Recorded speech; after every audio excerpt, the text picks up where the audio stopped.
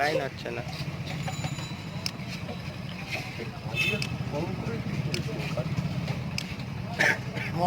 উজ্জ্বল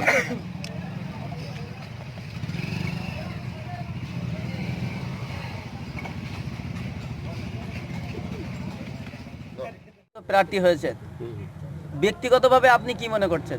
মিমি চক্রবর্তী আমাদের মমতা ব্যানার্জি মাননীয় মুখ্যমন্ত্রী এবং বাংলার আমাদের নেত্রী, মামাটি মানুষের নেত্রী, তার অত্যন্ত স্নেহধন্যা প্রার্থী মিমি চক্রবর্তী।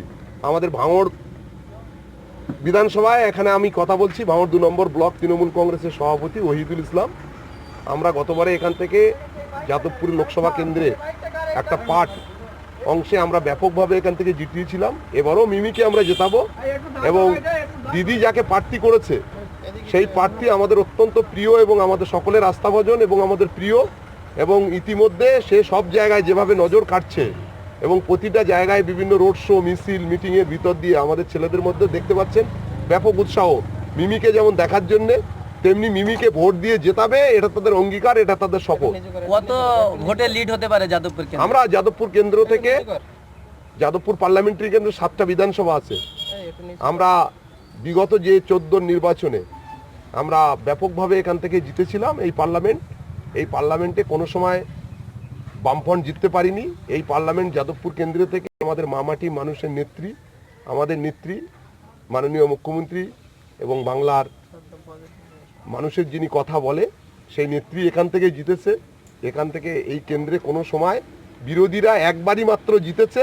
যতবার লোকসভা ভোট হয়েছে একবারই বিরোধীরা জিতেছে, বাকি সময় সব সময় এটা আমাদেরই দুর্গ, তৃণমূল কংগ্রেসের দুর্গ, এবং এই দুর্গে আমরা জিতবো এবং ভাঙড় থেকে একটা ব্যাপক মার্জিন আমরা দেবো, সেটা আমরা গতবারে ভাঙড় থেকে 61,000 ভোটের লিড দিয়েছিল, সেখানে এবারে কত দেবে?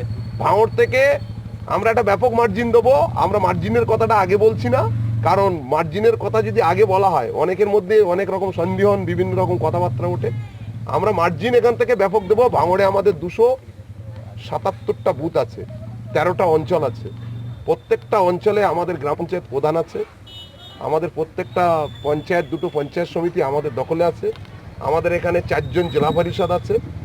আমাদের এখানে প্রায় 39 জন পঞ্চায়েত সমিতির মেম্বার আছে। এপারে আমাদের ভাঙড় ব্লক 2-এ প্রায় গ্রাম পঞ্চায়েতের 200-র মতো, 159টা গ্রাম পঞ্চায়েত মেম্বার, 30টা পঞ্চায়েত সমিতির মেম্বার। ওপারে আমাদের যে বুথ, সব বুথগুলো মিলিয়ে প্রায় 250-র মতো পঞ্চায়েত, গ্রাম পঞ্চায়েত এবং 39 জনের মতো পঞ্চায়েত সমিতির মেম্বার আছে, 4 জন জেলা পরিষদ আছে। আমরা প্রত্যেকেই ঐক্যবদ্ধভাবে সর্বোত্তভাবে মিমিকে ব্যাপক ভোটে লিড দেবো, এটা আমাদের অঙ্গীকার, এটা আমাদের শপথ। আর প্রার্থী কবে আসতে পারে? প্রার্থী নির্দিষ্ট সময়ে আসবে। আমরা ইতিমধ্যে কর্মী সভা, বিভিন্ন ছোট ছোট আমাদের মিটিং, সেগুলো আমাদের বুথ পর্যায়ে চলছে। প্রার্থী আসবে এবং সেখানে পাহাড়গেট এলাকা থেকে কেমন আশা করেন? সব এলাকাতেই আমরা জিতবো, সব এলাকাতেই আমরা জিতবো। এখানে মাননীয় মুখ্যমন্ত্রী যেভাবে উন্নয়নের কাজ করেছে সব এলাকায় সে গ্রিড এলাকা হোক আর অন্য এলাকা, সব এলাকায় আমরা জিতবো। মানে উন্নয়নের নিরিখে জিতবো। মমতা ব্যানার্জি আমাদের নেত্রী, এবং আগামী দিনে ভারতবর্ষ থেকে একটা জনবিরোধী সরকার আছে, সেই সরকারকে উৎখাত করতে এ লড়াই আমাদের বাংলার লড়াই নয়, ভারতবর্ষের লড়াই। এই লড়াইতে আমরা ঐক্যবদ্ধভাবে ভাঙড়, যাদবপুর, কেন 42-এ 42 অঙ্গীকার, সেই অঙ্গীকারের শপথ নিয়ে নেত্রীকে সামনে রেখে, বাংলার মামাটি মানুষের নেত্রী, আমাদের জোড়া ফুলের প্রতীককে সামনে রেখে মিমি চক্রবর্তী সহ আমাদের যত প্রার্থী দাঁড়িয়েছে প্রত্যেকেই জিতবে, উন্নয়নের নিরিখে জিতবে, নেত্রীর আশীর্বাদ নিয়ে প্রত্যেকেই জিতবে। এবং একটা জনবিরোধী যে সরকার কেন্দ্রে চলছে, একটা সাম্প্রদায়িক সরকার, সেই সরকারকে উৎখাত এবারে ভারতবর্ষের মানুষ করবে এবং বাংলা থেকে আমরা প্রত্যেকটা সিটেই জিতবো, এটা আমাদের শপথ। আজকেও আমরা বলে দিলাম। আপনাদের কেন্দ্রে বিরোধীরা এজেন্ট দিতে পারবে কি? প্রত্যেকটা গণতান্ত্রিক দলের অধিকার আছে ভোটে লড়ার, এবং গণতান্ত্রিক পদ্ধতিতে নির্বাচন হবে। এবং আমরা প্রত্যেকটা আমাদের সাংগঠনিকভাবে আমরা কোনো অবস্থাতেই কোনো জায়গায় দুর্বল নেই। প্রতিটা জায়গায় আমাদের কর্মীরা সক্রিয়ভাবে কাজ করবে। উন্নয়নের নিরিখে নিজের ভোট নিজে দেবে, যার ভোট উন্নয়নের নিরিখে মমতা ব্যানার্জির পক্ষে দেবে, জোড়া ফুলের পক্ষে দেবে, এটা আমাদের বক্তব্য। এবং যার ভোট সে দেবে, এটাও আমরা বলছি, প্রত্যেকেই নিজের ভোট নিজে দেবে। এবং বিরোধী দল যারা আছে তারা তাদের মতো করে তারা বলবে। আমরা কাউকে কোনো জায়গায় বাধা সৃষ্টি করব না। আমরা অনেক ভোট অভিযোগ ওঠে অবাধ, ভাঙড়ে। শান্তিপূর্ণ ভাঙড়ে কেন সারা বাংলায় অবাধ শান্তিপূর্ণ নির্বাচন। মমতা ব্যানার্জি এখানে আমরা একটা মিশ্র এলাকায় থাকি, হিন্দু মুসলমান কাঁধে কাঁধ দিয়ে বসবাস করি। আমরা কোনো অবস্থাতেই কাউকে আমরা ছোট করে দেখি না। আমরা বিরোধী প্রতিপক্ষ প্রত্যেকেরই নির্বাচনে লড়ার অধিকার আছে এবং আমরা এখানে জিতবো। মিমি চক্রবর্তী জিতবে, তৃণমূল কংগ্রেস জিতবে, জোড়াফুল জিতবে এবং আমার কর্মী সহকর্মীরা সবাই আমরা জিতবো উন্নয়নের দিকে। ধন্যবাদ, ভালো থাকবে তোমরা। বড়বাড়ির একটা অভিযোগ আসছে যে কবির সুমনকে পাশে পাইনি, সুগত বসুকে পাশে পাইনি। এবার কি মিম চক্রবর্তী পাশে পাবে যে তারপরে না, কি যে পার্লামেন্টের যারা মেম্বার, যারা এমপি হয়, তারা নিশ্চয়ই তাদের এলাকা কম বেশি তারা এলাকায় আসে, আগেও এসছে। যারা আমাদের এমপি ছিল তারাও এসছে।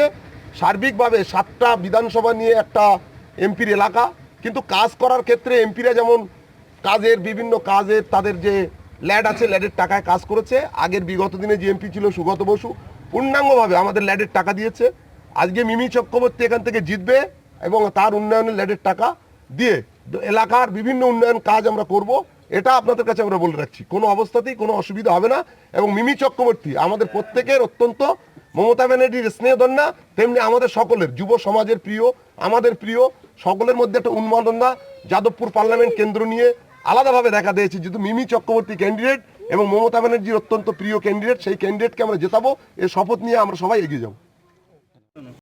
আজকে যাদবপুর লোকসভা কেন্দ্রে যে মিমি চক্রবর্তী প্রার্থী আছে, মিমি চক্রবর্তী প্রার্থী হিসেবে পেয়ে আপনি কেমন মনে করছেন? আমরা সবাই গর্বিত এবং আমরা সবাই খুশি হয়েছি যে মমতা ব্যানার্জি একটা এতদিন ধরে যা প্রার্থী ছিল সবাই ভালো ছিল, এই প্রার্থীটাও পেয়ে আমরা খুশি হয়েছি। যেহেতু সবার সঙ্গে মেশে, সবার সঙ্গে ওঠা বসা করে, আমাদের সবাইকে নিয়ে মেনে চলবে এবং আমাদেরকে সবাইকে হাত ধরে কাজ করবে। আমরা চাই এলাকার কাজ এবং উন্নয়ন। আপনার এলাকা, মানে আপনি যে এলাকায় কাজ করেন সেই এলাকা থেকে আপনি মিমি চক্রবর্তী হয়ে কতটা কি করবেন বা কতটা লিড দিচ্ছেন? আমরা লিড কতটা হবে বলতে পারবো না, তবে চেষ্টা করব যতটা বেশি করে ভোট দিয়ে মিমি চক্রবর্তীকে জেতানো যায় এবং মমতা ব্যানার্জির হাত শক্ত করা যায়। আপনার নাম? আমার নাম ইসমাইল মোল্লা। আমি কৃষ্ণমাটি 138 নম্বর বুথের পঞ্চায়েত সদস্য।